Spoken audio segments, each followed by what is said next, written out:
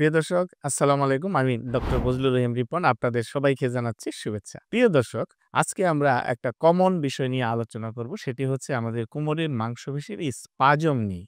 অনেক রোগী এসে কমপ্লেইন করেন যে হঠাৎ করে কোমরের মাংসপেশিতে টান লেগে প্রচণ্ড কোমরে ব্যথা অনুভব করেন। বিশেষ করে কোমরটা নাড়াচাড়া করতে গেলে বা কোমর যখন বেন্ড করতে যায় বা কোনো দিকে মুভ করতে যায়, তখন কিন্তু কোমরে প্রচণ্ড ব্যথা হয় এবং এই ব্যথা বিশেষ করে শোয়া থেকে যখন উঠে বসতে চান অথবা দাঁড়াতে চান, তখন কিন্তু প্রচন্ড পরিমাণ কোমর ব্যথার কারণে ওঠা বা বিছানায় বসা বা দাঁড়ানো খুব কঠিন অনুভব করে। তো এই ধরনের মাসল স্পাজমটা কেন হয়?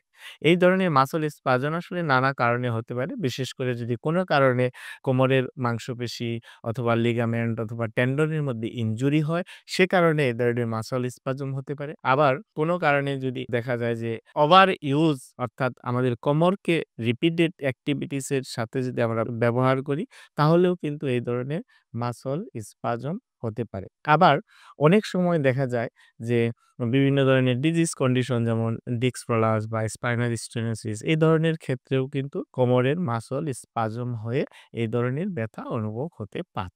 তো এই ধরনের মাসল স্পাজমের কারণে যদি কোমরের ব্যথা হয়, তাহলে করণীয়টা কি সেটি নিয়ে আমাদের একটু জানা দরকার। প্রথম কথা হচ্ছে যে এই ধরনের সিচুয়েশন যখন হবে, মাসল স্পাজমের কারণে যখন আপনার কোমর ব্যথা হবে, তখন আপনাকে যেটি করতে হবে সেটি হচ্ছে অন্তত ২ থেকে ৩ দিন আপনার রেস্ট পজিশনে থাকতে হবে। কারণ একুইট স্পাজমকে যদি আমরা বেশি মুভমেন্ট করি, তাহলে কিন্তু ব্যথা বেড়ে যেতে পারে। এজন্য ২ থেকে ৩ দিন আপনার রেস্ট নেওয়া খুবই জরুরি।